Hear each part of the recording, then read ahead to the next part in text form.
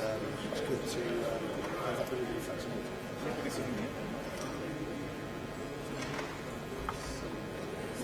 All the best. Oh, your colleague is but this one seems to be nobody's in it. Solid information, isn't it? Complete.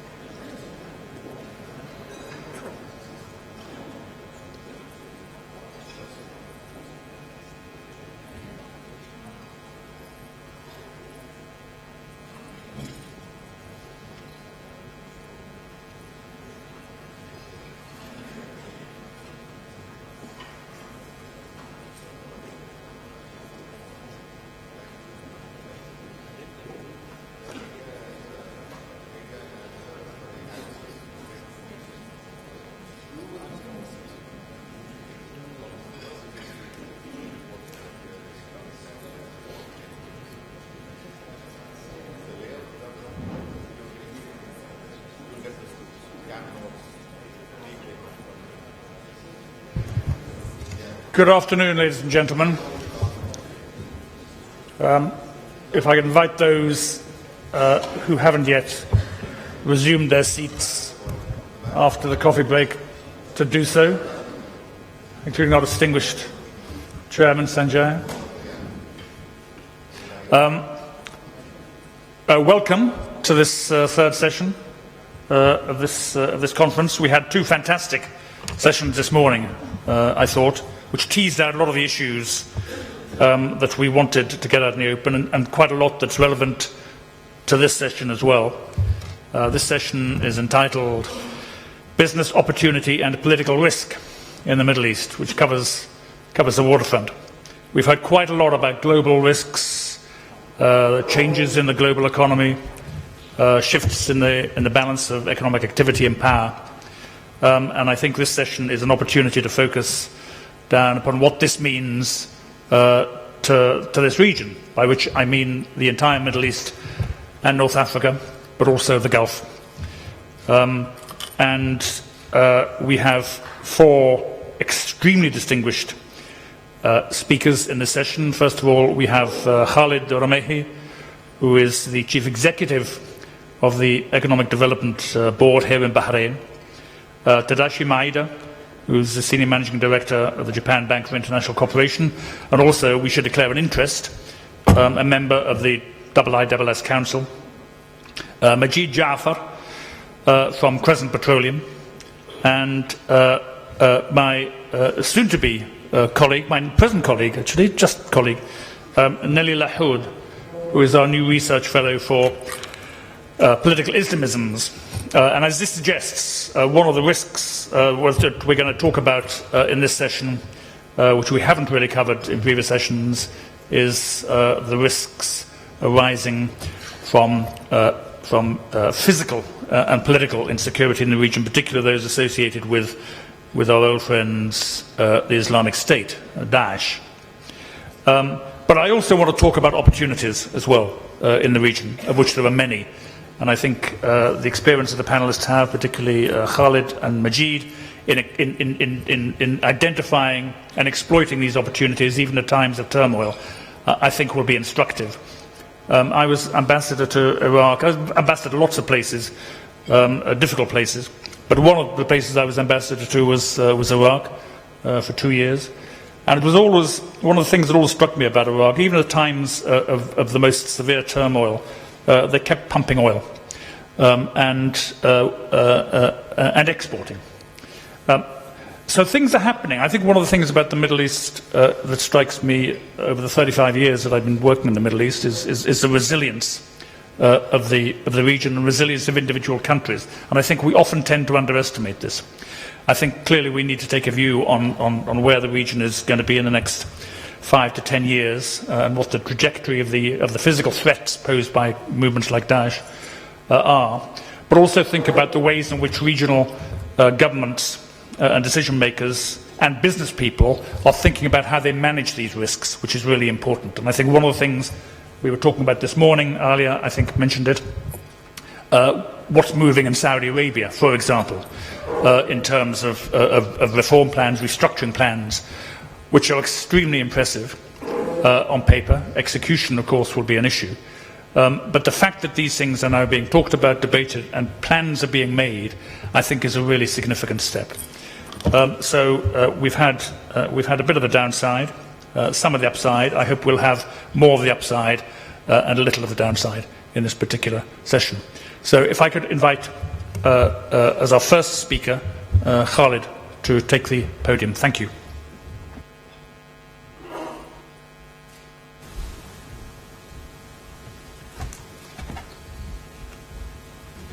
Thank you, John.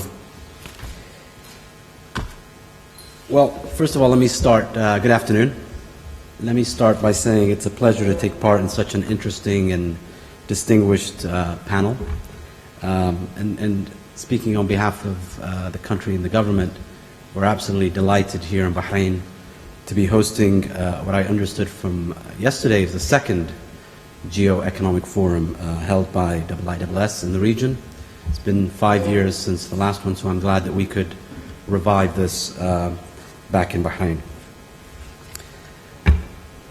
I was in today's morning session, so I'm going to strike a note of optimism amongst the gloom that I heard earlier today. And it's really driven by the experience and what we see in our day-to-day business in the EDB. And maybe just a brief introduction about the EDB. The Economic Development Board is a quasi-government agency of the Bahrain government tasked with attracting investment and holding the investors' hands from the initial stages of their interest all the way to setting up their business. So we have to be optimists. We have to be able to represent our country in this region in the best possible light. But what I'd like to talk about today is when we talk about business opportunity and political risk in the Middle East, we have to acknowledge one key fact, that economics and politics are invariably intertwined. Now we all know that, but what we tend to forget is the power of economic growth, or the lack of it, to create or relieve political tension. We have to acknowledge that economic prosperity is a pillar of stability. We in Bahrain recognize that very clearly. We recognize that the creation of job opportunities for our citizens is a critical aspect of national stability. And it's an undeniable lesson we've learned from history. And our firm belief is that people are at the heart of true economic development.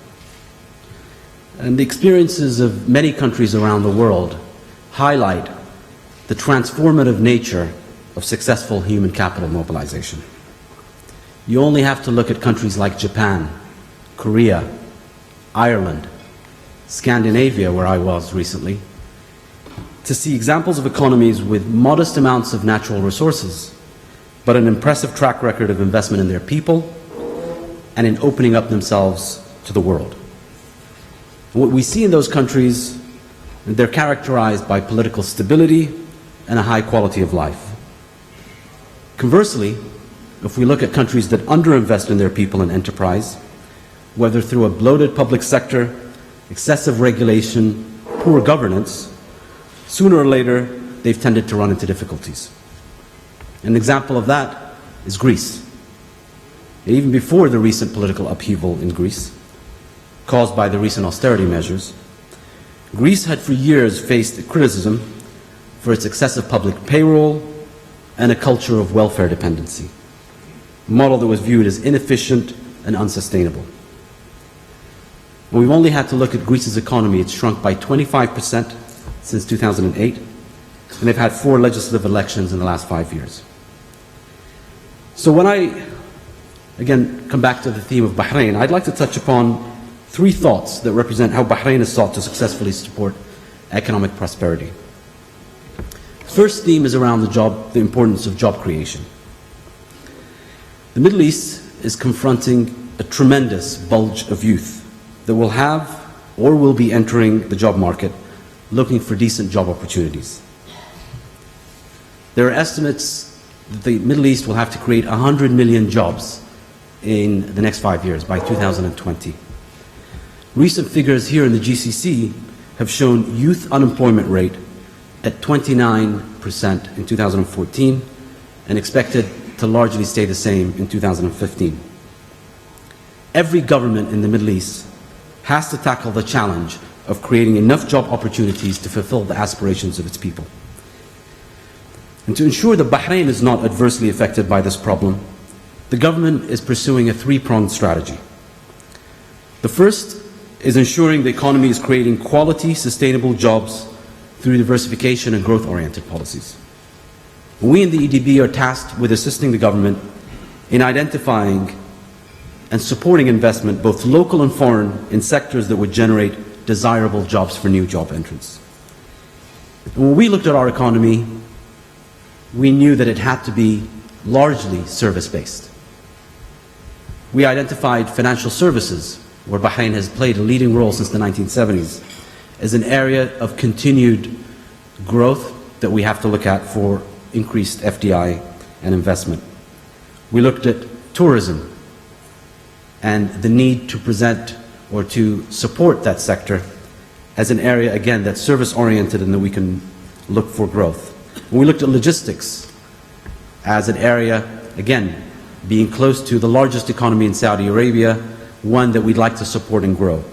And finally, we looked at ICT, technology, communications, as an area that we'd like to support. All 4 of those are service-oriented. We still believe that an emphasis on manufacturing is important, and that represents the one area of non-service that we focused on. And the second element of our strategy is ensuring that young people have the training and education they need. That requires increased investment in primary, secondary, and tertiary education, but also in professional training in specialist areas such as engineering and financial services. And the government has looked at creating a polytechnic university that focuses on vocational training and that prepares the youth for the requirements of the job market. Now, as we look at our economic strategy, we've made sure to tie in the curriculums in each of their educational establishments to the sectors that we're developing. Otherwise, we're creating jobs, but we don't have the skilled labor to fill them. And the third area that we've looked at in our economic strategy is ensuring that we create an ecosystem that supports and encourages entrepreneurship. The reason is, no country in the region is going to be able to create enough jobs through traditional channels. We've got to look at non-traditional channels of job creation. And we have to find ways for our young and our youth to create jobs for themselves and for their colleagues. And we in Bahrain have been a regional pioneer in supporting entrepreneurship. We have a semi-government agency called Temkeen, which has extended financing grants and financial support to entrepreneurs to allow them to get the financing and advice they need. In the last few years, they've supported 30,000 companies in this country, extended support to 100,000 individuals in the country. Now, for a population of 1.4 million, that's significant. And we want to go one step further. We want to look at partnering with leading technology companies to help us nurture an ecosystem that will allow technology entrepreneurship to flourish here. And as I look around the world, there's no denying the fact that technology is playing an increasingly important role in disruption. When I look at the Middle East, I really see a gap. I see a gap in terms of incubators, accelerators, venture capital that would allow some of the young entrepreneurs in our region to receive the support that they need. And earlier today, we announced something that I'm very excited about. It's a partnership with C5, which is a technology-focused company out of the UK, along with Amazon Web Services, in terms of helping to create an accelerator program around cloud computing that will take 20 new entrepreneurs every year and help them get mentorship and financing support to turn their ideas into businesses. As a result of all of the above, our official unemployment rate here in Bahrain has fallen to about 3.1%. Now, one can argue, does that take into consideration underemployment? And our view is that we have more work to do there, especially in the light of a low oil price environment, and one in which the government's role will have to shrink. In that new environment, what we have to do is encourage the private sector to play a bigger role in job creation. And what we are looking at as a government in the EDB is creating a business-friendly environment that allows entrepreneurs, new businesses, to fill the vacuum that the government will have to create as it shrinks its budget and rebalances its fiscal budget. Second theme I'd like to talk about, we talked about job creation, is the importance of creating a middle class. Middle class is a stabilizing force in any society.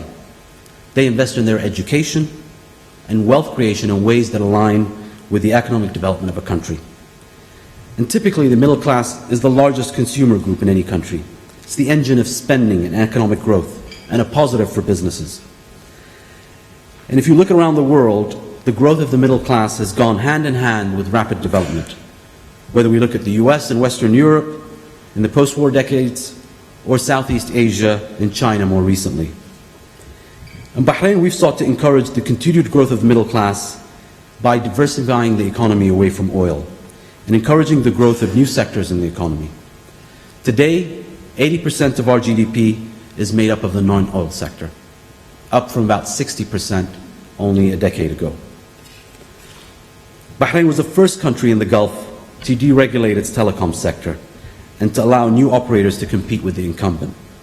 And today the telecom sector accounts for about 7% of our GDP and employs and 70% of the employment in that sector are Bahrainis.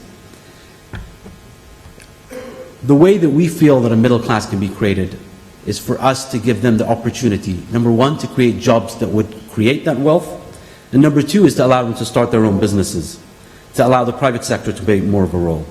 And as I talk to businesses and operators in Bahrain, and I recently met with the CEO of one of the telecom operators from the Gulf, who commented that their Bahrain operation is more profitable than their home country operation, and that he's been impressed with the skills and the capability of the Bahrainis in this country.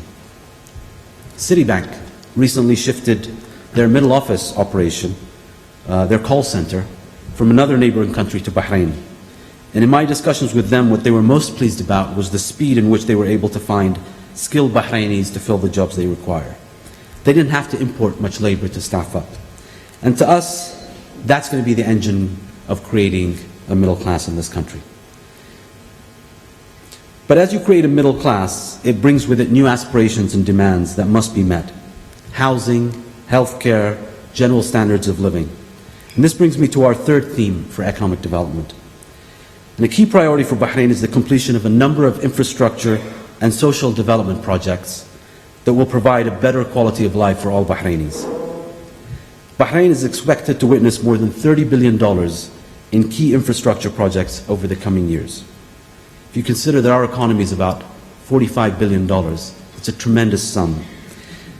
And these are across a range of sectors: transport, housing, manufacturing, energy, healthcare, education.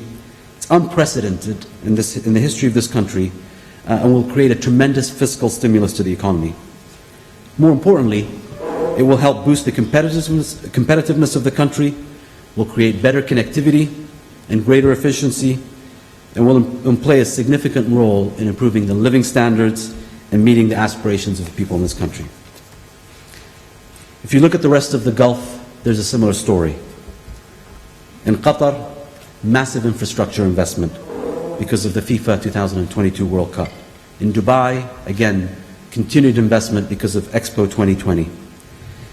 And so if I look at all of this, and if I conclude, I believe political risk is an issue that we have to deal with in the Middle East and beyond. It's a fact of life in every emerging market. It's even an issue for investors in major established markets. But if you're an investor, you don't look at political risk on its own. You look at the risk-reward proposition. Are the long-term returns that are available enough to compensate for the level of risk?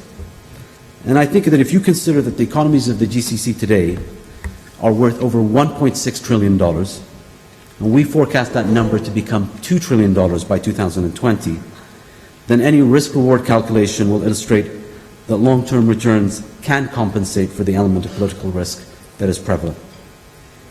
Even in the face of regional turbulence, the GCC region has established itself as a haven of resilience, continuity, and stability. Thank you very much.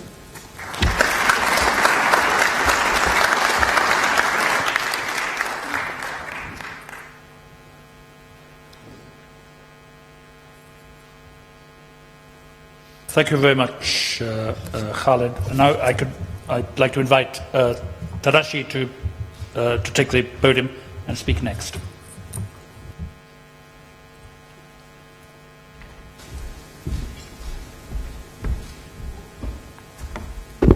Thank you, John. It is my great honor and privilege to be a partner on this very important session.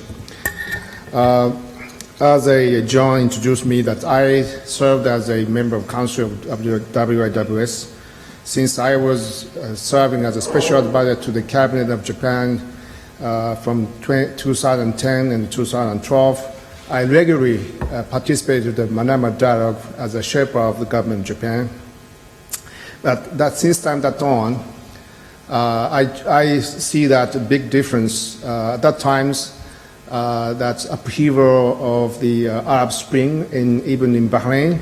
But now I see that more a kind of stability I saw when I touched down in the airport yesterday. And the messages I direct to Jafar at this session is that the strategic viewpoint of both Japanese government and business sector to the region, not only the Gulf, but also the other region in the Middle East and North Africa. We see that some risk, so we do not dismiss the risk.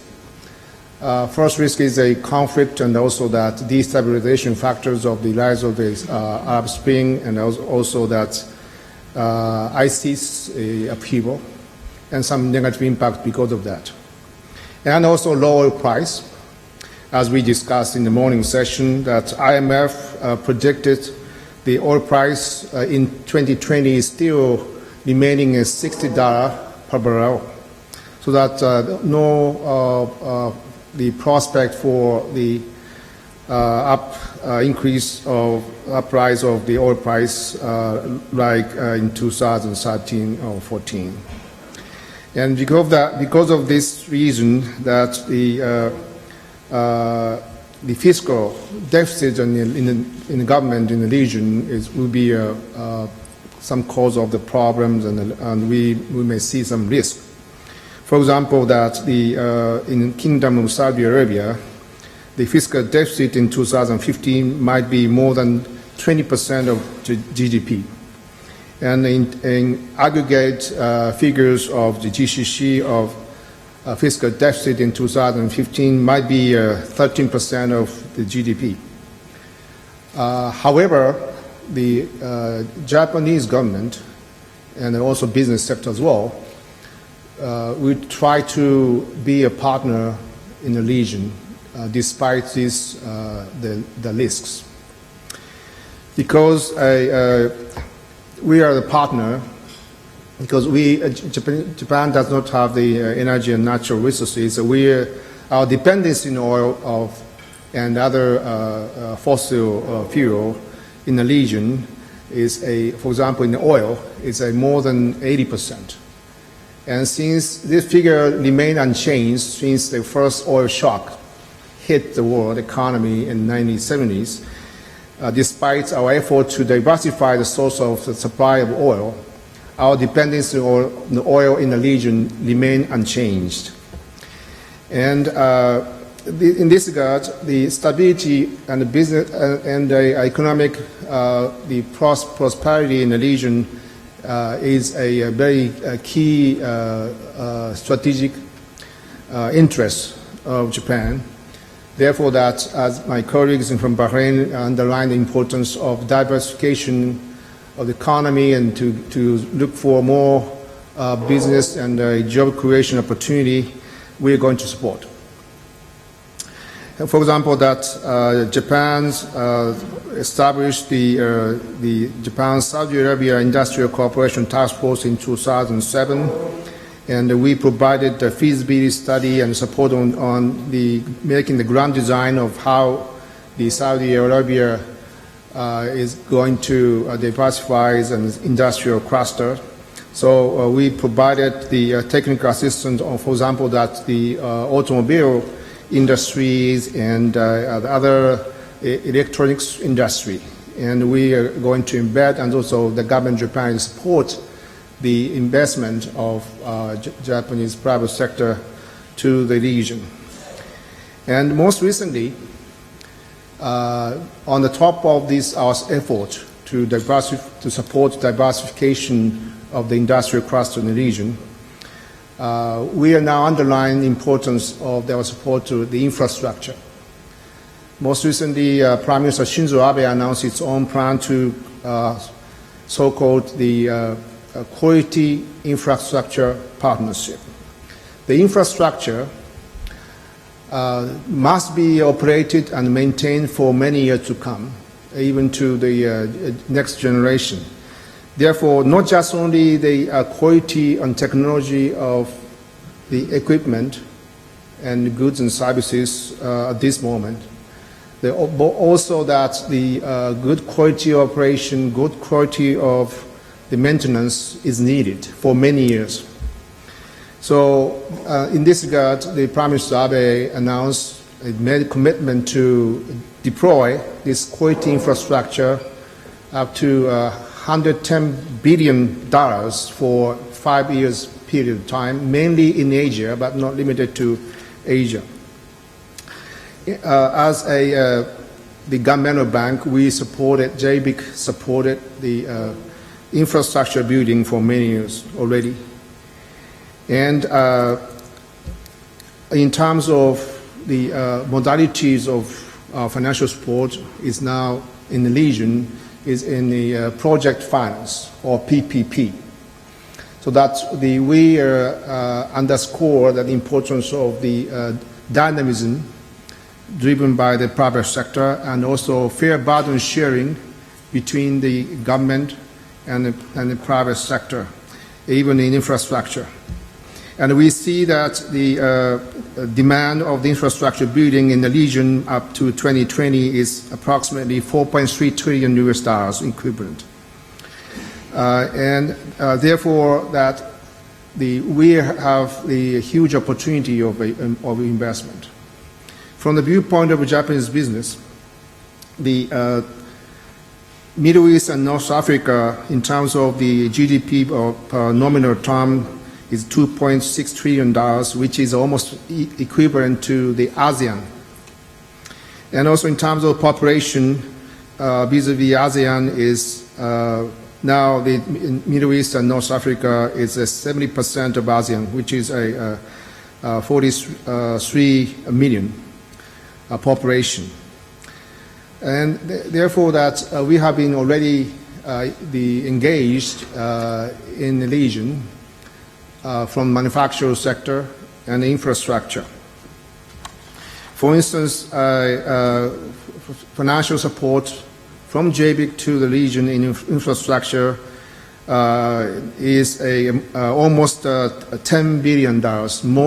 All of these $10 billion in the project finance. It's not because to the sovereign guarantee. So this trend will continue from now on as well. But as I said earlier, that we're going to deploy and bring the more quality infrastructure. We're going to work on vocational training and also that training for engineers, and also technology transfer on a high quality of the infrastructure. I remember that I was invited by Jordan several years ago. I said at the time, the commonality between Japan and Jordan. It's both started from J and ended by N. And also that both Jordan and Japan do not have natural resources. Nonetheless, Japan recovered from the disaster of the World War II, also that we also overcame that disaster from the earthquake and tsunami and accident of nuclear power plant in Fukushima in 2011. So that's this is our spirit of resilience, and this spirit of resilience to be shared with our partner in the Middle East and in North Africa, so that we are going to be partner forever. And this is a very much ideal of the will be a win-win situation between Japan and the region in Middle East and North Africa. And lastly, I'd like to touch on briefly about the effort on the cooperation with a sovereign wealth fund of the region. For example, that we have developed a relationship with a Mubadala Development Corporation of the United Arab Emirates, and also that Qatar Investment Authority, Kuwaiti Investment Authority, Bahrain as well, in tandem. So that we have focused on investment into the, for example, that the more technology-driven sector. And one example is a advanced medical system, like using advanced radiation, for example, that proton and carbon ion to cure the cancer. So we have this technology, and we are pleased to deploy the technology, not just only technology, but also the integrated system to the region. And by means of this effort, that I'm very confident that our partnership between Japan and the Middle East and North Africa will be further strengthened. Thank you.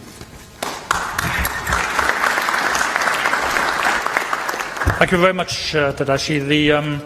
So we've heard a lot about opportunities. We've heard a lot about the demographic opportunities, about education, which is massively important, about a renewed emphasis on a high knowledge, high skills economy, technology, and so forth. It would be remiss of us at this point, since we are talking also about risks, not to talk about the lunatics in the Syrian and Iraqi deserts, Daesh. When I'm asked by international business to talk to them about the Middle East, they talk about opportunities, they talk about all the things we've been talking about, but then they ask about two specific things: what is happening in the Kingdom of Saudi Arabia, and the resurgence of an organization like the Islamic State, and what this means in the long term. So we're going to take a break from opportunities and just have a short interlude about jihadi risk, which Nelly Lahoud will give you. Thank you very much. Nelly. Thank you. I'm delighted to be participating in this forum, and my thanks to my IISS colleagues for including me in this event. And I'm also delighted to start considering myself as a local of Bahrain, so long as nobody gets to ask me any directions in the next couple of days. I only got here last night. Firstly, I want to start by qualifying the parameters of my presentation. Analysts who specialize in risk assessment make distinctions between risk, threat, uncertainty to provide some kind of measure related to the probability of an event occurring. When I use such terms in my presentation, I'm not using them in this technical sense. My research is generally focused on the internal dynamics of groups that define themselves as jihadis. I'm not just interested in how the outside world perceives and judges these groups, but I also study their public statements to learn how they see themselves and how they measure themselves in relation to one another. Given the theme of this panel, I shall attempt to relate my study and understanding of how Daesh projects itself to assess its strengths and weaknesses and how these may shed light on the overall political stability or instability in the region. So you will notice a noticeable shift from this morning as to how about the research I'm about to present on. So I shall do so by dividing my presentation into two related threads. The first concerns long-term threats emanating from the group, while the second considers short-term threats. Let me start with the long-term prospects for Daesh. While it is important not to underestimate the achievements of Daesh, it is also critical not to allow our concerns about terrorism to exaggerate the standing of the group in the long term. Daesh's stated objectives have alarmed many, especially whether it's going to change the map of the Middle East. Of course, Daesh's stated objectives have to be ambitious, but that doesn't mean that the group's leaders believe that they can translate their ambitions into reality. After all, we are not talking about world power here, let alone a state that would handle responsibly, say, the outbreak of an infectious disease. The history of the group points us to other dynamics at play that are not as grand. Given the group's largely accidental rise, perhaps a different way of assessing the group's realistic ambitions would be to consider the following question. Who are Daesh's leaders really trying to impress?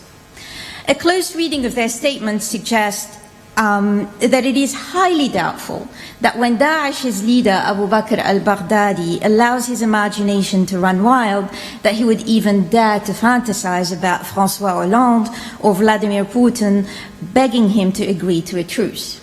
He knows better. Of this I am confident. Rather, when al-Baghdadi and Daesh's spokesman Abu Muhammad al-Adnani get together, it is likely that they measure their success in relation to other jihadi groups. More precisely, they would probably pride themselves on having eclipsed al-Qaeda and probably fantasize about bringing Ayman al-Zawahiri to his knees and perhaps post it on YouTube. The profound tension that has for years existed between al-Qaeda and the Iraq-based group suggests that a significant motivation between Daesh's leaders consists of scoring points against al-Qaeda. Daesh's leaders may not be crafty statesmen, but they sure have long memories. Ever since the group's inception, no matter what its leaders did, they did not favorably impress upon al-Qaeda's leaders. Since at least 2005, we've known through open source materials that al-Qaeda's leaders had always looked down upon the leadership of the Iraq-based group, starting with Abu Musab al-Zarqawi. Declassified documents captured in bin Laden's compound in Abbottabad reveal al-Qaeda's disdain for the group. Some refer to the leaders of the group as extremist, lacking wisdom, and even need to be rebuked. When the winds of change favored Daesh, its leaders sought to redress their place in the jihadi universe. In May 2014, al-Adnani cut al-Qaeda down to size. Daesh, he asserted, is not a branch of al-Qaeda and it never was one. And he warned al-Zarqawi that if he is ever in a position to set foot in its Islamic territories, you shall have no choice, he told al-Zawahiri, but to pledge allegiance to its Amir and serve as a soldier in his army. Last month, al-Adnani, and in a brief reference to al-Zawahiri's recent statements, cited a verse from Mu'allaqat Zuhair bin Abi Salma. It can be roughly rendered as, then one is to put up with a young person's foolishness because there is hope that with time a young person will grow to be mature. But there is no such hope when the sheikh acts immaturely.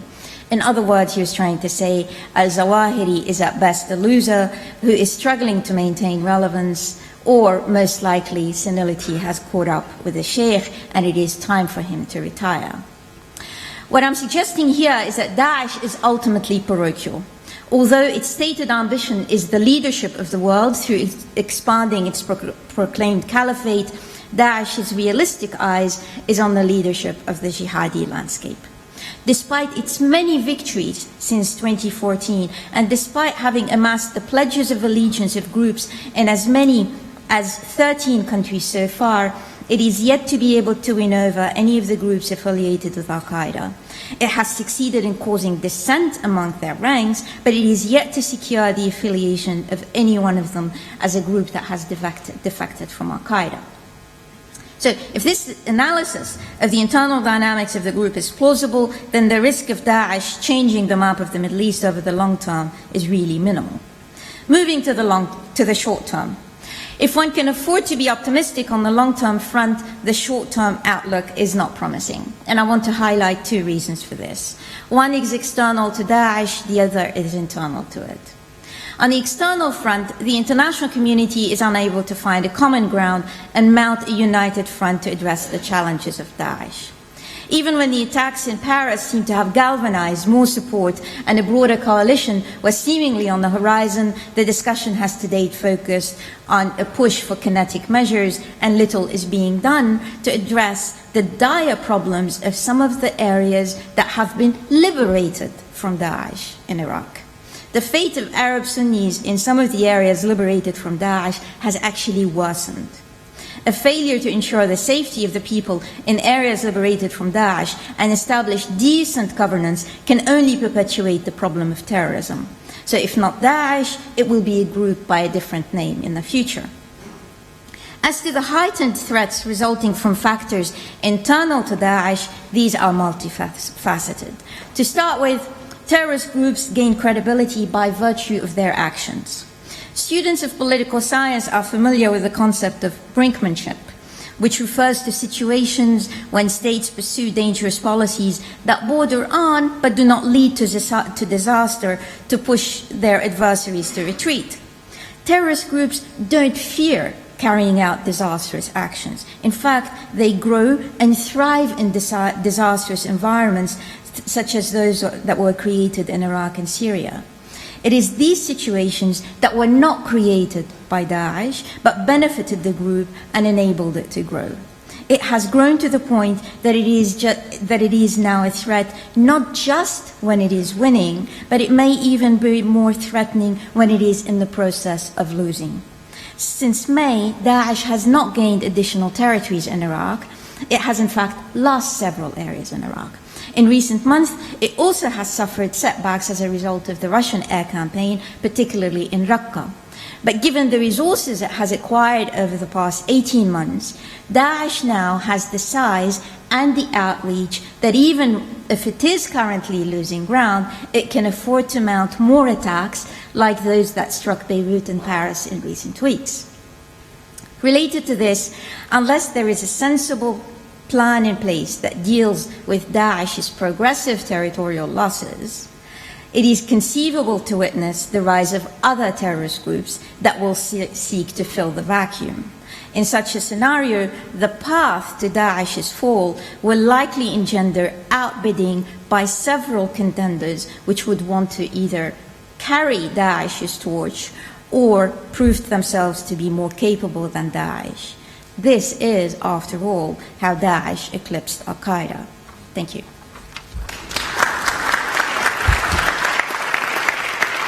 Nelly, thank you very much for that. That was a very helpful framing, I think, of the risk. And it emphasizes, I think, again, the importance of a coherent plan, both regionally and internationally, to deal with Daesh. Finally, I'd like to ask Majid to take the podium and to talk about his experiences of actually doing very successful business in this region. Thank you.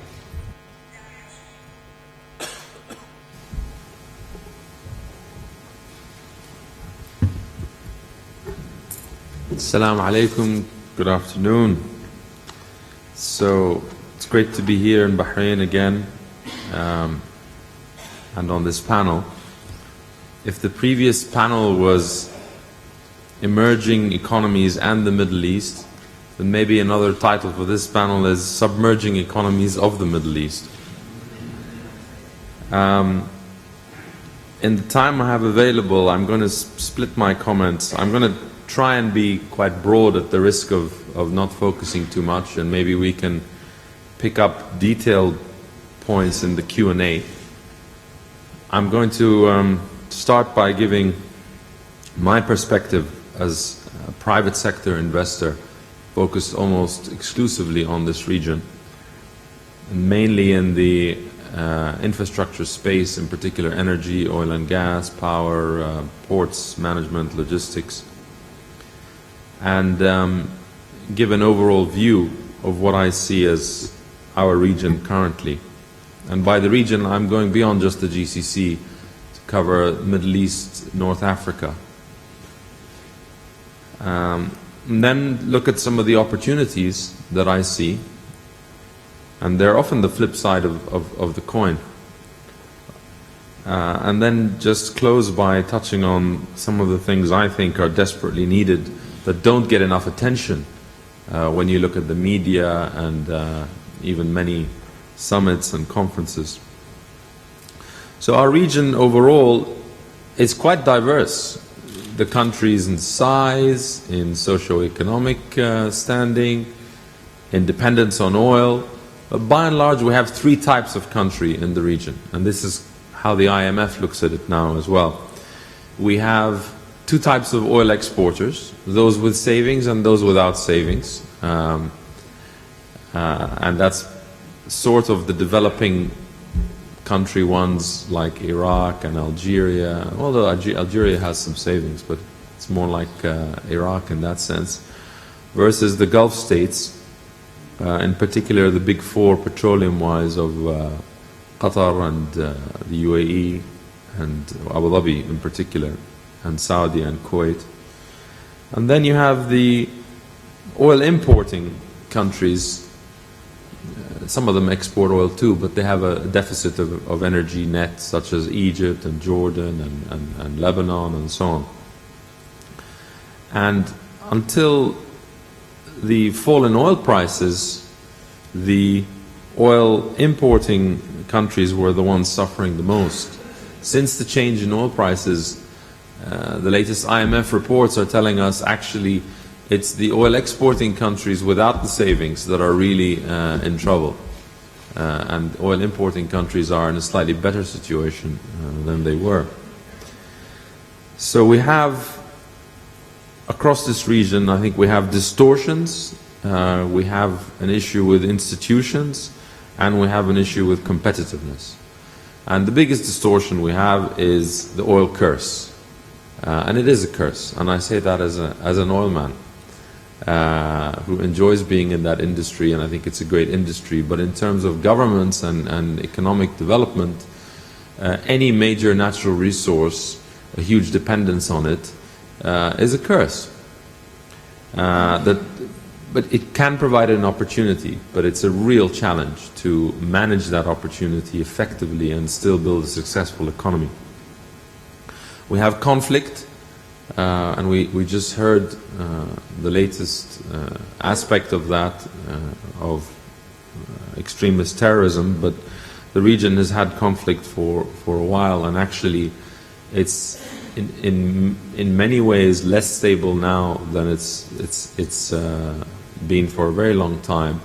Although international conflict of the type we had, Iraq and Iran for 8 years and so on, it's changed, and it's now weaker states. And it's no coincidence that the states that were depending on oil, like Iraq and Libya and Yemen, and were having a strongman rule for decades, which failed to create an inclusive institutions and successful economies, are really the failed states that we see now. Overall, across the region, we have an over-dependence on the state, and an idea that the private sector is the little brother or somehow of the government as the main economic actor, which is the opposite of the developed economies of the world. And we've failed to build institutions to underpin the working capitalist system in the region, and in particular efficient and service-oriented public sector. The government's role is critically important for a successful private sector.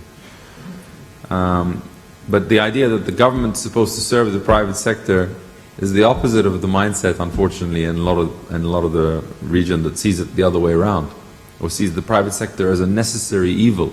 Whereas, most Americans or Europeans will think of the government as the necessary evil and try and restrict it to what is absolutely needed to enable the private sector. And then we have issues of corruption, crony capitalism, and the private sector incumbents in many economies resisting new entrants. And that happened in the US and in European economies in the early days. But you need good competition policy and policies to enhance competitiveness to change that. The major challenge we have across the region, and I echo Khalid's comments on this, is youth unemployment. It is the major, and I think it's the major political threat and challenge as well as economic. And the causes of it, like everywhere in the world, are insufficient growth, and rigid labor markets, and education and skills mismatch between what the private sector needs and what the public sector education system is actually providing. So turning to the opportunities with all that gloom, if you like, we have a lot of capital in the region, sovereign wealth funds, probably $4 trillion or so, and at least as much again, I think, in the private sector across the region, just waiting to be unlocked. We have a natural affinity, traditionally at least, with trade and business and entrepreneurship, but it needs the right environment to unleash it. We have massive needs of investment across the region. And we just heard, $4.3 trillion of infrastructure investment requirements. The youth bulge, which is the big threat we have in the region, is also a big opportunity. If you can meaningfully employ and put to meaningful employment these 100 million young people coming into the labor market, you have no issue with your growth. It's a problem many European economies or Japan and others would like to have. But with us, because we've failed to create the successful economies to put them to employment, it's a threat. I mean, look at Turkey. If you can employ the next generation and you have a good population growth rate, your economic growth looks after itself. And then the risk reward, the fact that there's higher risks also means there's lower competition in the region.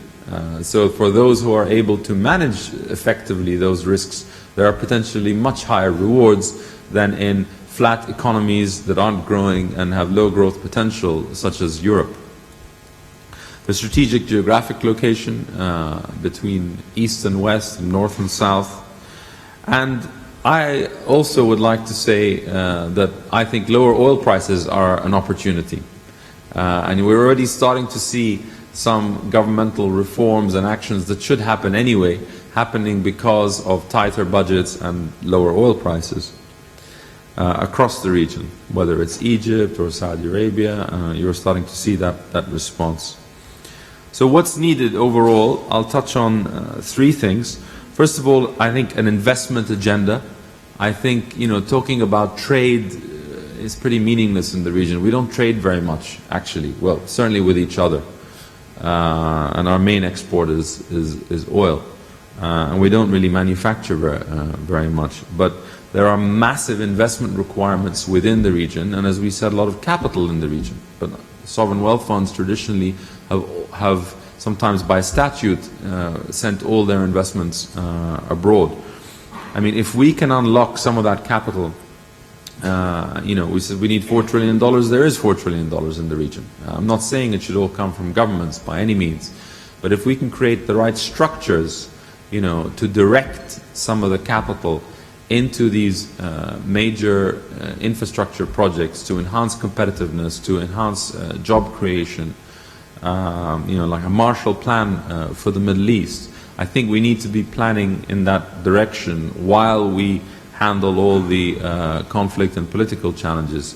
You can't wait and do them in sequence, or you'll be forever firefighting and never catch up. The second is on reforms, and there are a whole host of reforms that are needed across the region, and some of them are generational, like your education system completely needs to be reformed and so on. But I'll just touch upon three. One is basically ease of doing business. There's the World Bank rankings, and ease of doing business. You get the World Economic Forum competitiveness, and I know some governments like Kuwait actually took that ranking, broke it down, what makes it up and how to improve, and set up a task force to address. And it looks a little bit like managing by numbers and by rankings, but it works because there's some thinking that's gone into that. Instead of governments saying, "Oh well, we're better than our neighbors," I mean that's not the point. We're all at the bottom of the table. We should be comparing ourselves with the Switzerlands and the countries at the top of the table, and trying to really improve at the micro level. And that especially is about legal, regulatory, our commercial legal enforcement in this region is pitiful, and it's actually a massive risk to business and a massive cost of doing business. I mean, there's no point building fantastic business bay and all the DIFC in Dubai and first world physical infrastructure if the legal infrastructure is third world. You'll never. I mean, it's like having an Olympic sprinter with a ball and chain on their strapped to their ankle. I mean that's really what it is, and it's a fundamental thing for business. I think there was a good article 2 weeks ago in The Economist called the AWA Minister, which is basically about the public sector of the region overall and how it's such a weight on government instead of an enabler. Second policy reform area, female empowerment, is absolutely critical, and it's not just a moral or social issue. The only way we can get some level of control on the high birth rates we have in the region is female empowerment in education, and in particular in the working sector. And we saw that in Southern Europe and other parts of the world, Latin America and Asia. So it's an economic imperative as well as just a social one. And then employability. I mean, of course, you need education reform, but all the businesses surveyed and multinationals, they point to simple things. English skills, IT skills. I mean, these are the two most important things for employability in the modern economy. A lot of it, what else is taught in schools, of course, basic mathematics and so on, but a lot of the rest actually becomes obsolete pretty quickly. But those skills are fundamental to employability. And finally, don't distort the labor market by paying too high salaries in the government for shorting working hours, because there's no way the private sector is going to be able to compete with that, whether it's foreign or domestic. And then finally, even though I'm from the private sector, I come back to stability. And it is obviously important. Capital is a coward, and expected rate of return will go up very quickly, and above a certain point of instability, you won't have any investment, or a lot of investment will be shut out. And stability is political, security, and macroeconomic stability. And for that, you need, inclusive and effective institutions that make up legitimate government. So it is important. But actually, what you see on the news of bombs going off or that kind of instability, we see it's everywhere now in the world. So actually tackling some of the ease of doing business things, that can be a bigger cost for many investors. The fact that it can take 10 years to win a case in court, or 1 year just to register a company, that can be a bigger cost to investment than the fact that Daesh are exploding bombs in the capital city. So I'll leave you with sort of that thought, and look forward to taking things up in the Q&A. Thank you. Thank you very much, Majid. I mean, I think that was fascinating, and I think some of those themes, youth as a resource, as a future resource, education, female empowerment, legal infrastructure, and so forth. I mean, actually, I think these are things which Bahrain is or has the opportunity to take the lead in a lot of these things. Partly because Bahrain has a more diversified economy than many of its Gulf neighbours, and has had to live with hard budget constraints, and is increasingly having to live with hard budget constraints. I think what we may see in Saudi Arabia as well, if we get an announcement of a plan in January, will be fascinating on this as well. We talked about subsidy reform as well earlier. That's something in this. The differential in wages, having moved from the public sector to the private sector myself in the last year, I'm very glad we don't have that problem in the UK.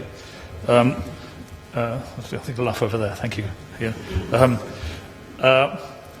So I'll take questions now. I already have at least I have 4. I will add one. Chairman's privilege. I will add one of myself to the mix to start with, which is Iran.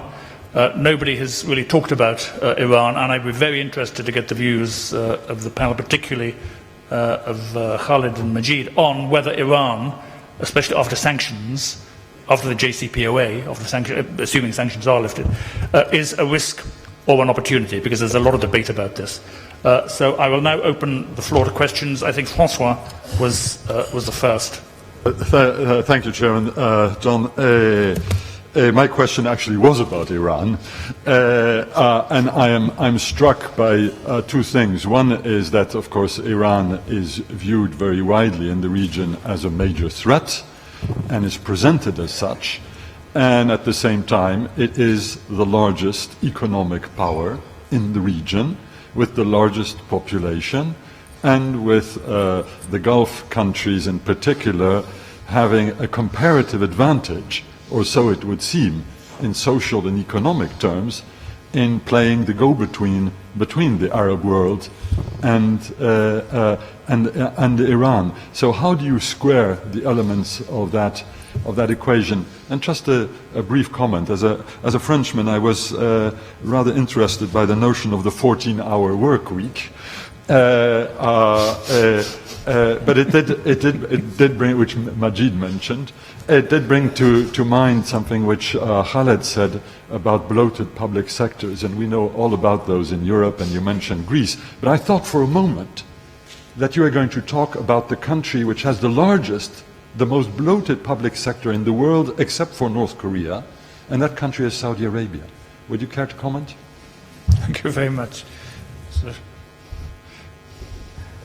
Thank you. My first question is for Khalid. In your presentation, you've really given a very good description of Vision 2030, and this is something that came out from EDB, and since 2008, when it was initiated by a decree by His Majesty, until now, can you give us where do we stand with this Vision 2030? Is there any review that you feel is required to do at this time? Secondly, Nelly, first, welcome to Bahrain. Last time when we met, it was in Manama Dialogue, and you were about to become within the IISS. There is a saying always, or people talk in a way, maybe it's politically, maybe it's not politically, but we say, why don't we give Daesh a country? Why don't we give Daesh a border where let them live there within this border, let them collect all themselves from all over the world, and then get them out completely.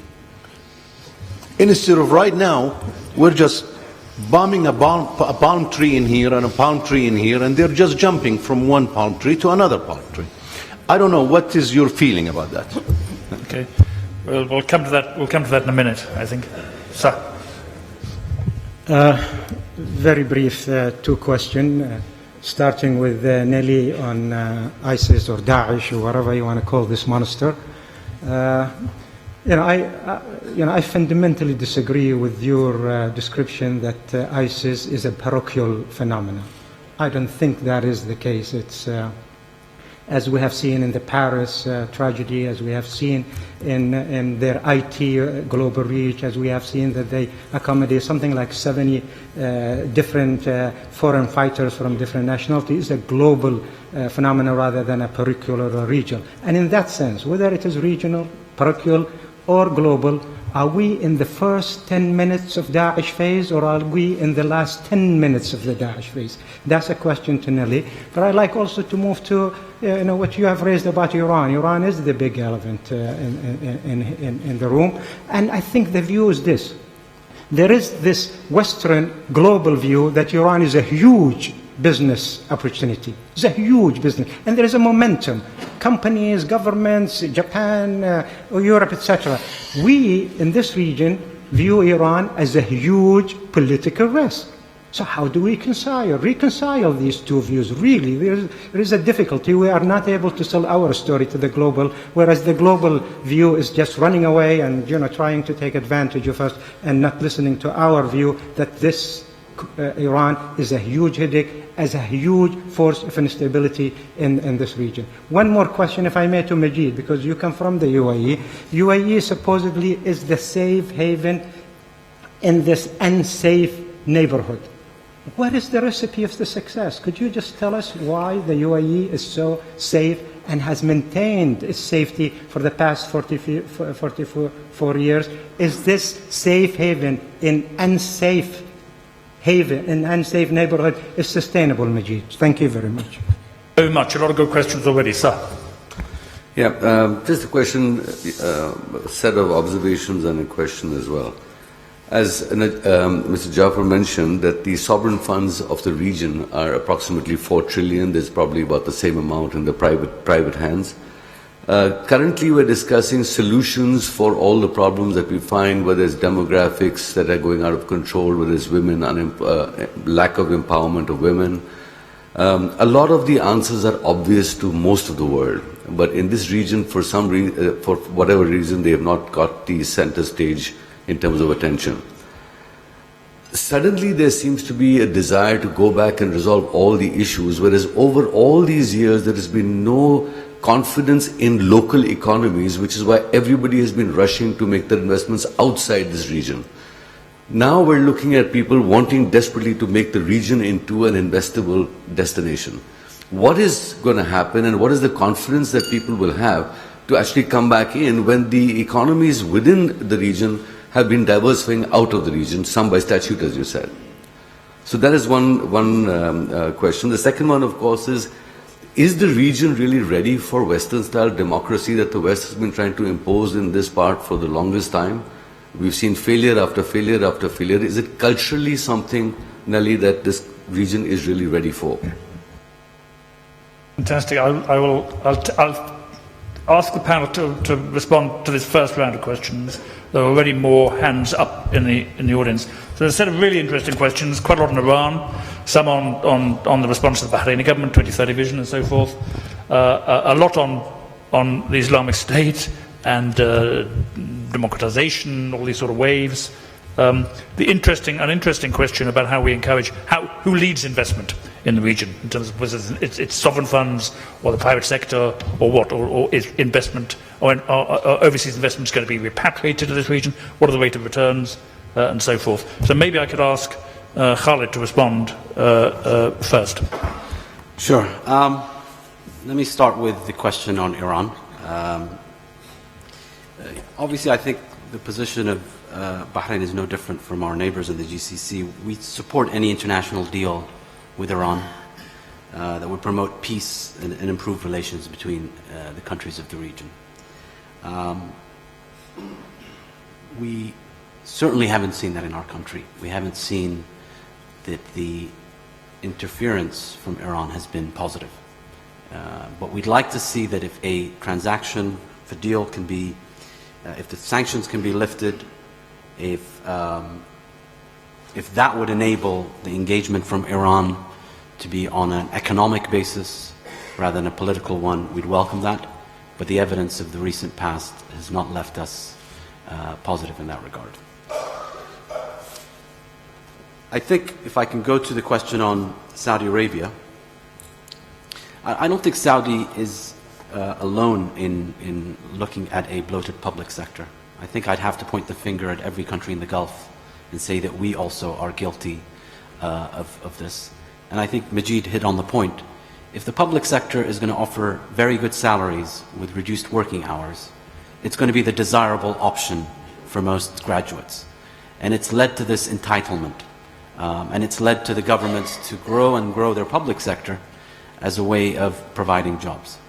So I've been very impressed, to the question on Saudi Arabia, at the reform process that is being led in Saudi.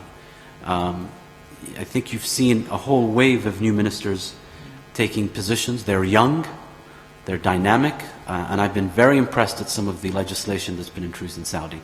So I believe that Saudi is very serious about the reform process that needs to happen. And I really think this drop in oil price is a blessing. I think it's going to force changes. I think Majid touched on that. It's going to force dramatic reforms that are long awaited. And I think Saudi is no different from any country in the Gulf. We in Bahrain certainly are making difficult choices. And I think to the question that was raised by Yusuf, I'll give you an update and I'll tell you what's happening, or I'll tell you what the recent.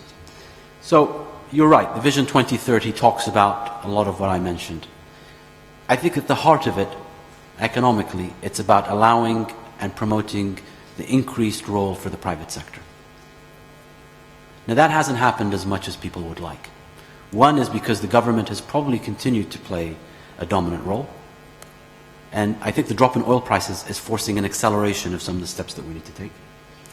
But I think also, as part of Vision 2030, from a practical perspective, the EDB is involved in doing a national economic strategy, because 2030 is too far out. I mean, you look at 22 years from 2008.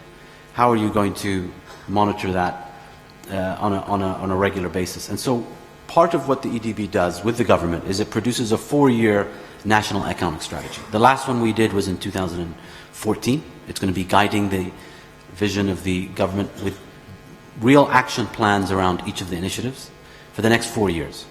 And that is part of what the government plan that was presented to the Parliament and accepted by the Parliament.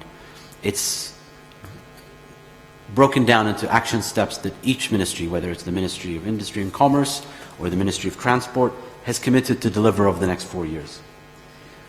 But if I'm open and honest, I think the drop in oil prices is forcing the government to shrink and really bringing, again, the heart of what this is about is an increased role for the private sector. So I really believe that that urgency is being felt right now.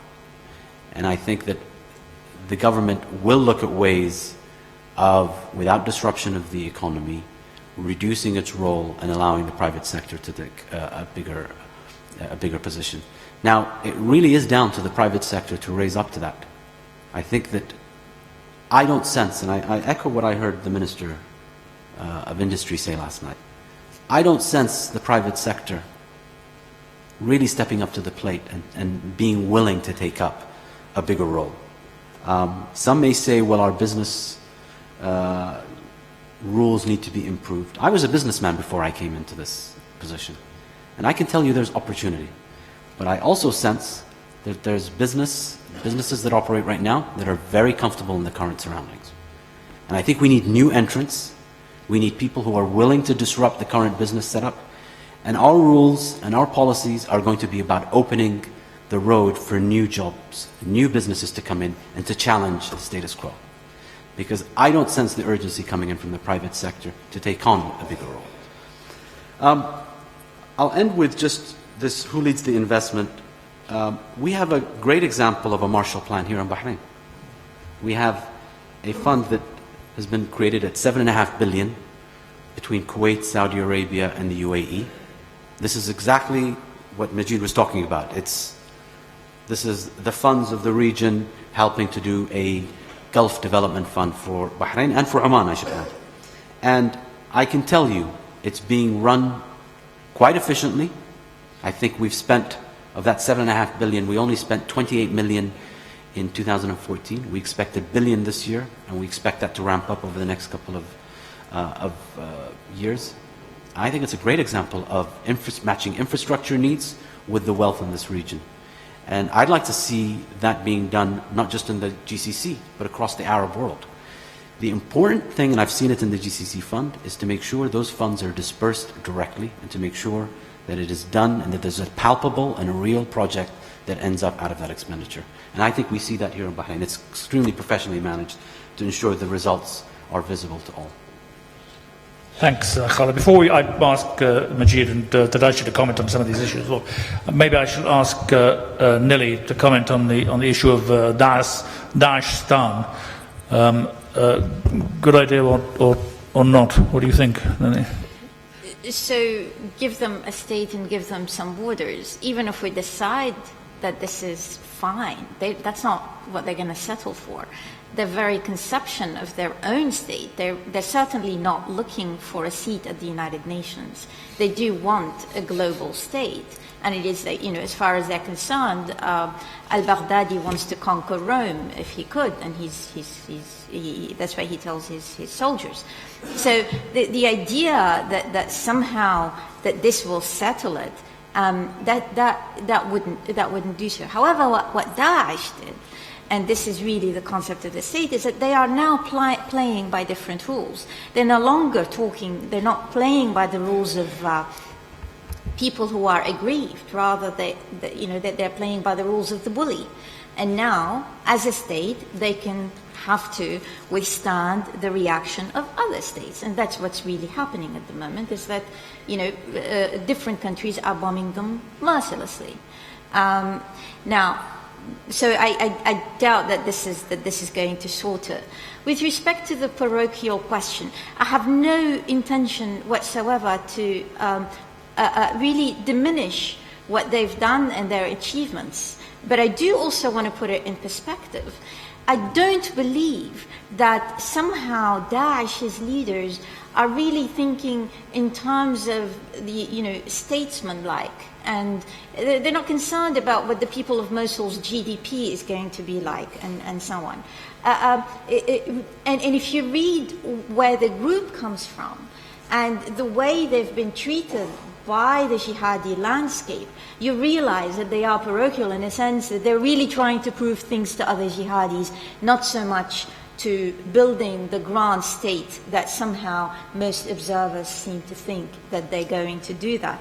So I firmly believe that the reason they've achieved what they have done so far is largely by accidents, and it has to do with the incompetence of their adversaries, much more so than what they themselves were able to achieve, as if this is simply a question of design.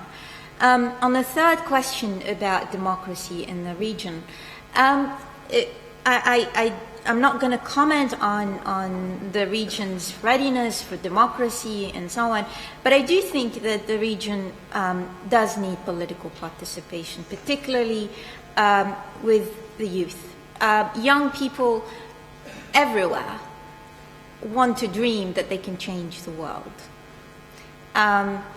I think in democratic countries, it doesn't mean that they are as democratic as the ideals of democracy suggest. We're not talking about Athenian democracy here. But I think in those countries, there is at least the illusion that they can change the world. And they change government and so on. So I think political participation is imperative for the region. And I think in the process of doing so, I think the region could also do with strong institutions, separations of powers. These are important, I think, whether it's democracy or not. I think this is a question of name. Thanks, Nelly. I mean, those two issues, participation. I mean, by young people, there's political participation, there's also economic participation, which is something we've been speaking about, and the issue of institutions as well, in terms of economic governance and so forth. Majid, can I ask you to Sure. comment? I think there were three questions that were directed to me. The first one on Iran. I agree. I don't think it's a big opportunity. I think there's a lot of potential, certainly. 90 million people, the highest gas reserves in the world, one of the highest oil reserves in the world, and in terms of complementarity, they need their energy in the winter, whereas the Arab side of the Gulf needs its energy in the summer. So there's potential for collaboration. The issues in Iran, apart from the political threat, they have all the issues we mentioned that are big problems across the region, and even more so. So even though there is a good small, medium enterprise sector and traders and some manufacturing, the commanding heights of the economy, oil and so on, and all the major sectors are controlled by the government with national monopolies which are inefficient, bureaucratic, politicized, etc. And they've totally failed to attract the investment required. And this is before sanctions. So, highest gas reserves in the world, they're still a net importer of gas. And just because you're going to lift sanctions, those issues are not going to be resolved overnight. And generally speaking, investors have, been taken for a ride in Iran, have not done well, have lost money. And that's going back before the Islamic Revolution. It's a cultural thing. So it's not going to change just because sanctions are lifted. In terms of the private sector issue and the public sector in the region, and actually according to the Economist article, Kuwait was worse than Saudi in terms of percentage of nationals in the public sector. But there's a cultural issue now. And it's not a question of just changing a policy and turning on a light switch. I went to university in the UK, and I remember, this in the 90s. And I remember in my peer group of a few hundred students that I knew, there was maybe one joining the public sector in the UK and one joining the diplomacy. And it was, everyone looked at them strangely, like, are you, no offense, John, the diplomat a little bit less strangely than the one joining the civil service. And I was like, what are you doing joining the government? Why do you want to join the government? And everyone else was, joining a private company or starting their own business. In our region, it's the opposite.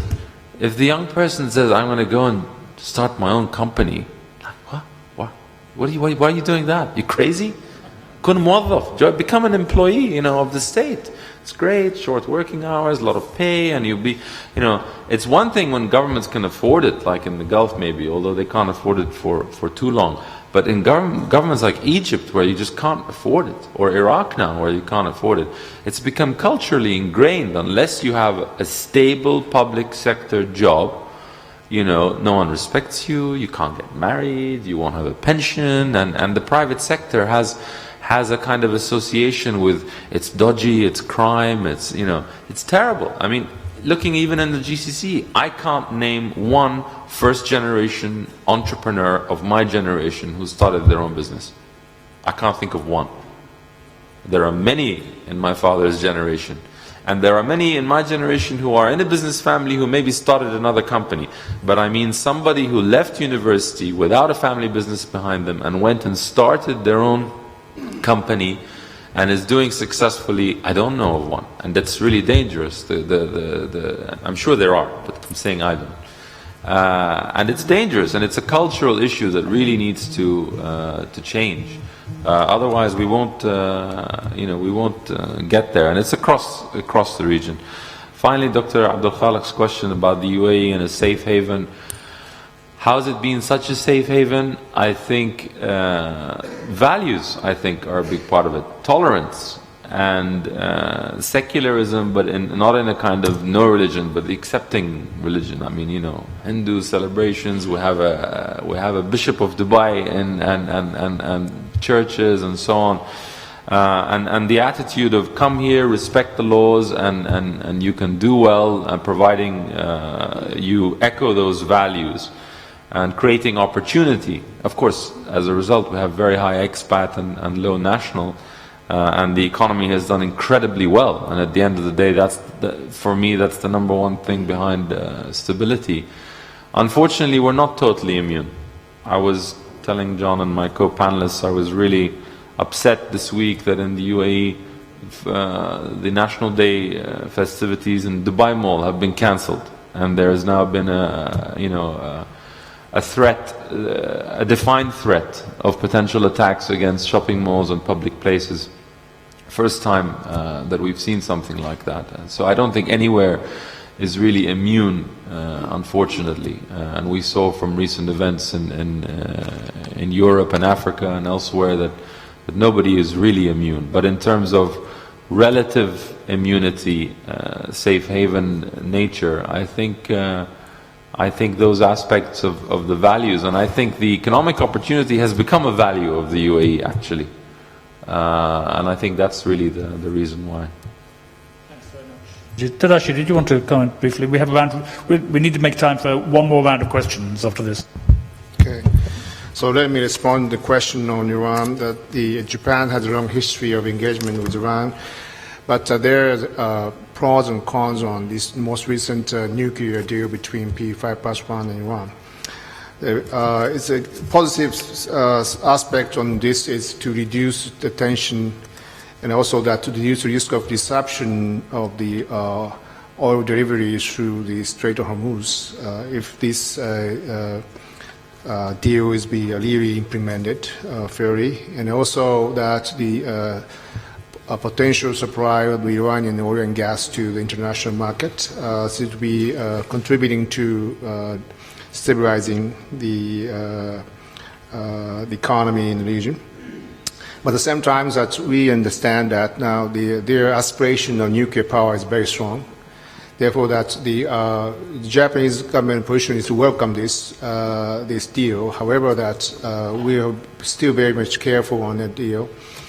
And on the economic front, that we have many years kind of engagement, in particular with NIOC and NPC. Nonetheless, we gave up the deal with Azerbaijan oil field because of our concern on Iran, and also that we joined a sanction on the revolutionary guards on Iran, as we joined the same concern with the partner of G7. So that we take a look at Iran in a long-term perspective, and we need to encourage them to being more stabilizing power in the region, and also not just only the nuclear, but the Iran is now intervening in other neighbors, including Iraq and the Syria regime, Sunni regime, and the Syria population is a majority, including Bahrain as well. Therefore, that our views on Iran is on both the two different type of, the one is positive, the other one is a major concern on it. We are going to be very careful and be one by one, step by step, we engaged, and also very quickly on the question of democracy. Even though that Japan is a part of G7, but our democracy is different from Western in some sense, and democracy is not a cookie cutter. The stereotype is not be applied to any other part of the world. Therefore, that my view is that we have to accommodate the cultural issues, and at the same time that we have to pay respect to the spirit of the democracy, who is working for the people, and also that the transparency and equal right opportunities. Those we need to keep up these basic cause of the democracy. However, that the modality, in terms of modalities, it be reflecting each country's culture. Thank you. Thanks very much. Thanks so much, Tadashi. We have space for one more very quick round of questions. I've already got 5 over here and the hands over there. So if people could be very, very snappy, the longer you go on, the less time we have for lunch, which is really important. There were hands down there. I think the gentleman there at the back was first, and there are various hands over here and one there. Yes. Gentlemen. But very snappy, please. If you can't switch your mic on, we'll go to somebody else. Who can switch their mic on?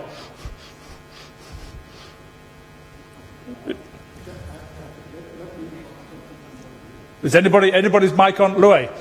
Yes, well, my question is on Daesh.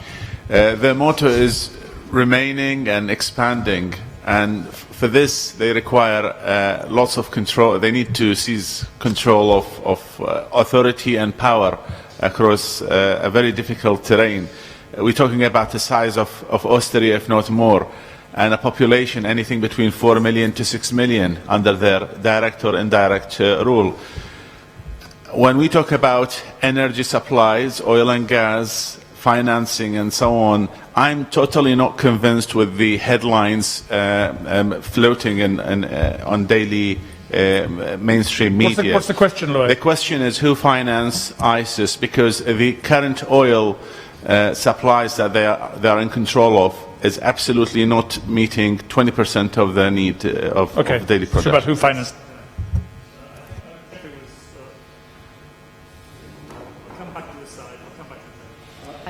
My light's breaking. I think I actually have the red light, so I'll go in. Yes, thank you.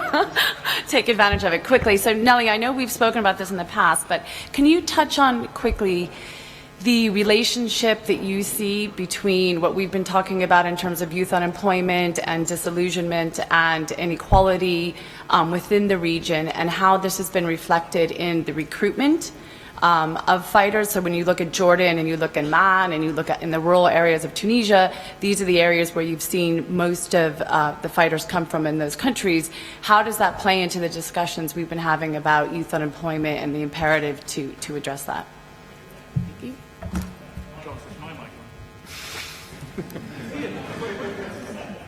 Anyway, that's a great question. Ali.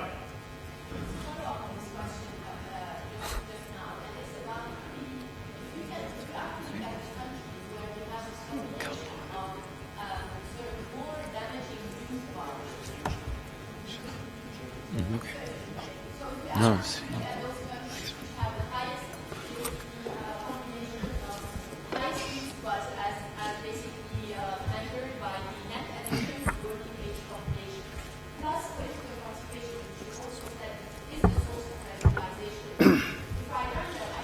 Countries that we really, maybe not all of them we have touched upon, where this combination, deadly combination exists. One is by order, I think, Egypt, Saudi Arabia, Yemen, and Iraq. Actually, Iraq comes among them. If we are, to what extent basically these four countries actually are the future frontiers of risk, whether in terms of recruitment or in percentage of sort of the widening network? So it's a similar sort of question. How does youth unemployment map onto risk? And then there's kind of a particular Jeffrey. Yes. First of all, a tremendously interesting session with a very wide review. 10 years ago, or possibly even 5 years ago, any such review would have touched on the issue of Arab Israel, the opportunities that might arise from Israel coming into the Arab fold, or the threat posed by continued instability, even war. Does the Arab-Israel issue relevant? Good question, very I think the gentleman at the back. Can you switch your mic on now? I think I got the microphone now. All right. Can I be on the microphone? I got it. Yeah, me. Yeah, I have to move. I will try to be very brief. Essentially, I think someone mentioned the challenges facing the region, the MENA region as a whole, are well known. And the reforms that needed, they're also well known. There's nothing new. I mean, for the time being, we know all these issues. The question is that In many instances, reforms do not happen by themselves. Shocks do stimulate these reforms. The question here, the region had two shocks, the Arab Spring and recently the commodity price. Are we at a stage where finally these two shocks will do the trick and push the countries for deeper reforms than just business as usual? Good question. Do shocks produce reforms? Very good. Okay. All right. First of all, it's a great pleasure being here. I got asked a question 2 weeks ago by an American friend. He was like, Mohammed, you're from Bahrain. Like, what's actually going on with ISIS? Why are they carrying their attacks on innocent people in Syria? In my personal opinion, and please correct me if I'm wrong, I think it's geared towards creating this Islamophobic culture and hatred towards Muslims or refugees in particular. And a proof of that is them carrying the attacks on two of the countries that have been very accepting of refugees. So I'd like to hear your opinion on this topic. Thanks. Okay, thank you. Gentleman here. Two quick things. People talked about infrastructure and the financing of the from wealth funds financing infrastructure. Wealth funds are not donations. They were treated as donations at one stage, but that will not continue. My question is, if we do taxation, are we ready for it? Are the societies here are willing to accept taxation, because that's important, and what are the consequences of this on the societies? Second question, Ms. Lahoud mentioned that there is a chain reaction. We started with Al-Qaeda, then Daesh. Daesh will give birth to something else. How could that be stopped? I think we have to address the source of, or why do these things do continue to come up? Good question. I think we'll need to close there. So if I could ask the panel to be brief but concise and full, if you can do all those things in their replies. There's a lot of interlinkages in those questions. Okay, I'll address some of the questions, I guess, in the interest of time. Arab-Israeli issue, I think, was raised. Is it still relevant? Absolutely. I think that we see an injustice in Palestine, and we think that we would, at least in my lifetime, I would love to see some kind of resolution that would result in the Palestinians having a homeland and having their rights. The reason that I think I certainly didn't mention it today, is the Palestinian-Israeli issue preventing the changes that we needed in this country? No. I don't think. I think if we are to raise that issue as a crutch to excuse reforms and policy changes that we need in their country, that's mistaken. So it's an important issue for the Arab world, but what we talked about today, creating jobs for our youth, creating a middle class, creating an environment that's friendly for business, is a national issue. And I think every government is tasked with doing that, and we shouldn't use the Arab-Israeli issue as an excuse for the reforms needed there. Infrastructure, I think, was raised. I agree. No infrastructure fund or no sovereign wealth fund should be investing for grant's sake. But I think you see Western capital investing in infrastructure and Eastern capital. So there's a return around infrastructure. It's a great source of annuity. So I don't see why they would do it. And some of them, and I've been to China 3 months ago, they were very interested in the infrastructure investment in this part of the world. And yet we don't see that same kind of discussion happening in sovereign wealth funds in the region. So I certainly don't see this investment as charity. I think it has a great return if structured correctly and set up correctly. And finally, is on taxes. I think that at least VAT is being discussed very actively in the GCC. And I think that we are going to, I believe in the next 1 to 2 years, certainly on a GCC level, see taxes at a VAT level, at a sales tax level introduced. So I certainly think that's something that is going to happen in the next 2 to 3 years. And it will be done collectively with the GCC. Thanks very much. Nelly, can I ask you just to respond on some of the issues about Daesh, the relationship between them and unemployment, economic stagnation and so forth, and the issue about whether Daesh's aim is simply to create Islamophobia, which you could rephrase as, did Daesh read The Guardian? On the question of who finances Daesh, I think there may be wealthy individuals, but I'm not convinced at all that there are states behind the finances of Daesh. They have certainly managed to get their hands on some oil resources. You have to remember that terrorism is cheap. Governance, however, is more expensive, and at this point we don't have really free press in areas controlled by Daesh to really figure out how much their level of governance is performing. But I do think that they have, given some electricity, water in some areas, more so than it was, for example, under the Maliki era. How long could they sustain these things? That's another question.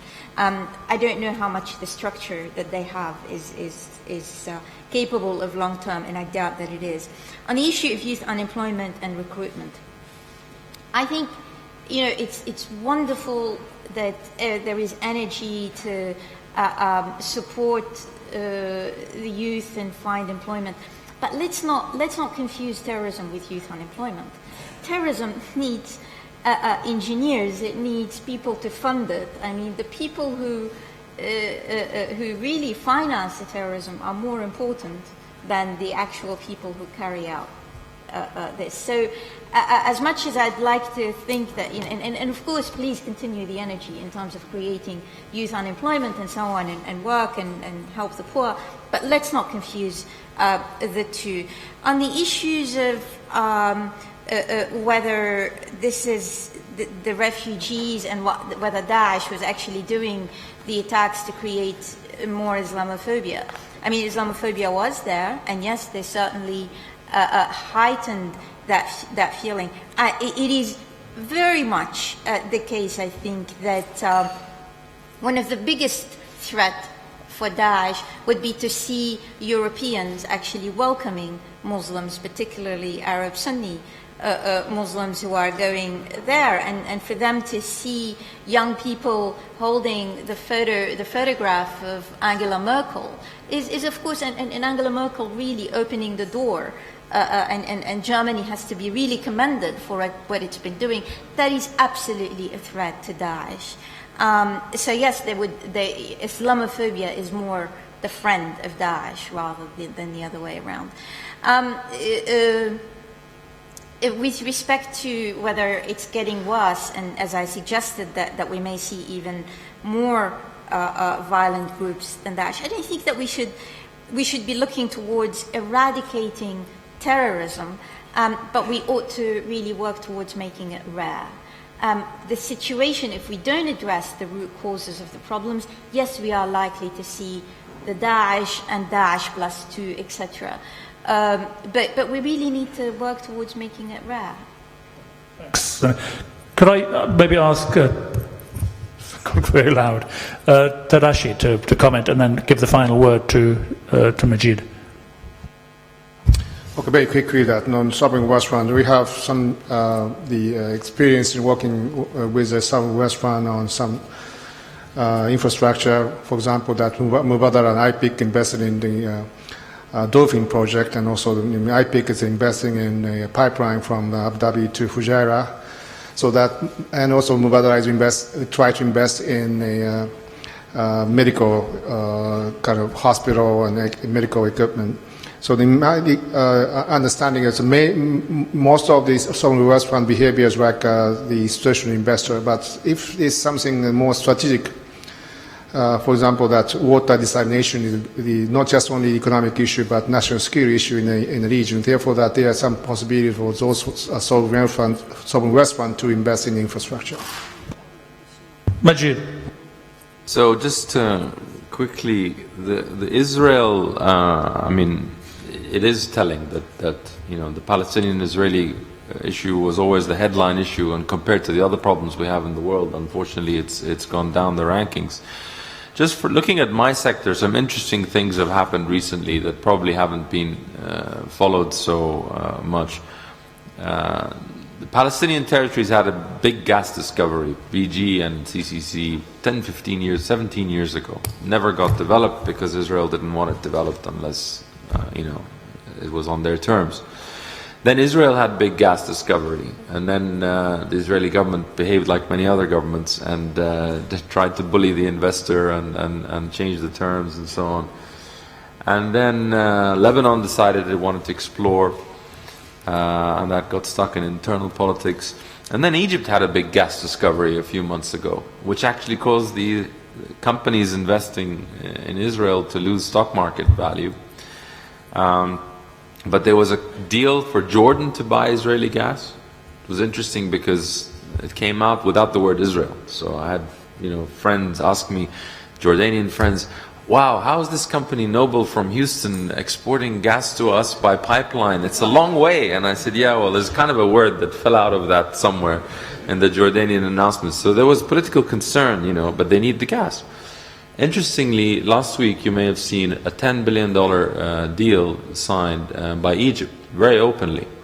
And that caused the Tel Aviv stock market to jump like 1.5 percentage points. So this gas or energy trade in the Eastern Mediterranean, I think, is an interesting one to watch. I'm not saying it's going to create peace, and I think there, as long as the oppression and carries on, particularly with the current Israeli government attitude to any hope of peace, the outlook is bleak. But I think that energy story and the fact that it's becoming okay and it could become a stabilizing effect going forward.